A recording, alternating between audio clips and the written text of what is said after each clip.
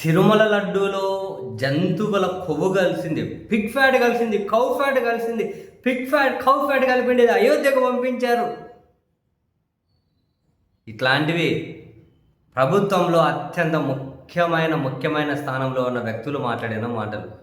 ఇంత దారుణంగా మాట్లాడితే మరి నిజంగా ఆ శ్రీవారి భక్తులు ఎవరికి మనోభావాలు ఎందుకు దెబ్బతినవో, చివరికి రాజకీయ నాయకులకు ఏమంటే దేవుడితో రాజకీయాలు చేయడం అలవాటైపోతే ఈ భక్తులకు కూడా దేవుడితోనే రాజకీయాలు చేయడం అలవాటైపోయిందా? మీ భక్తికి ఏమైనా అర్థం ఉందా? మరి ఇంత నీచంగా మాట్లాడారు. అసలు నాకు చాలాసార్లు ఆశ్చర్యం వేస్తుంది. ఇప్పుడు విచారణ, నెయ్యిలో కల్తీ జరిగింది, అది పామాయిల్, నెయ్యి క్వాలిటీ లేదు, క్వాంటిటీ, అది ఎక్కడికి పోయాయి? జంతువులు కొవ్వు, పిగ్ ఫ్యాట్, కౌ ఫ్యాట్ యాటికి పోయి ఇదంతా. జనరల్గా వాళ్ళేం అడగరా?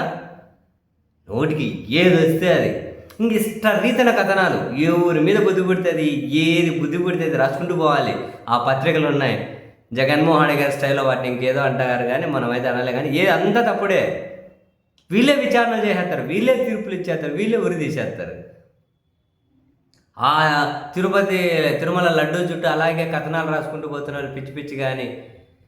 టీటీడీ మాజీ చైర్మన్ రాజ్యసభ ఎంపీ వైవి సుబ్బారెడ్డి గారు ఢిల్లీ హైకోర్టులో పరువు నష్టం దావా చేశారు. ఆ టీడీపీ రాచగురు పత్రిక అనే దాని మీద, ఇండియన్ ఎక్స్ప్రెస్ మీద, అంటే ఇవన్నీ ఆన్లైన్లో గూగుల్ మీద కూడా పరువు నష్టం దావా చేస్తే దాన్ని విచారించిన ఢిల్లీ హైకోర్టు తీవ్రంగా విరుచుకుపడింది వీళ్ళ మీద. బాధ్యతాయుతంగా ఉండి ఏం రాయాలి ఏం రాయకూడదో తెలియదా? ఎట్లా బొద్దు పెడితే అట్లా చేసుకుంటూ పోతారా? ఇక నుంచి వైవి సుబ్బారెడ్డి మీద కానీ లేదా తిరుమల లడ్డూ గురించి కానీ ఏం రాసినా ప్రతిదీ కూడా ఈ హైకోర్టు పరిధిలోకే వస్తుంది. కోర్టులో విచారణ జరుగుతుంది, కోర్టు విచారణ పరిధిలోకే వస్తుంది. ప్రతిదీ కూడా ఇష్టరీతిన మాట్లాడతామంటే తదుపరి పరిణామాలు చాలా తీవ్రంగా ఉంటాయి. మీరు ఆ పరిణామాలు ఎదుర్కోవడానికి సిద్ధపడాల్సి ఉంటుంది అని చెప్పి ఢిల్లీ హైకోర్టు చాలా సీరియస్ వ్యాఖ్యలు చేసింది. అండ్ ఇట్లా పిచ్చి రాతలన్నీ కూతలన్నీ సోషల్ మీడియా ప్లాట్ఫామ్ నెట్టింట కూడా డిలీట్ చేయమని చెప్పి కూడా అడిగారు. వాళ్లకు ఢిల్లీ హైకోర్టు నోటీసులు పంపించింది.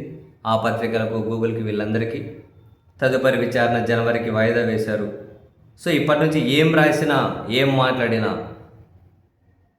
తిరుమల లడ్డు గురించి, వీళ్ళ గురించి ఇది హైకోర్టు పరిధిలో, విచారణ పరిధిలోకి వస్తుంది. చాలా సీరియస్ పరిణామాలు ఉంటాయి, జాగ్రత్త అని చెప్పి కూడా ఢిల్లీ హైకోర్టు వార్న్ చేసింది.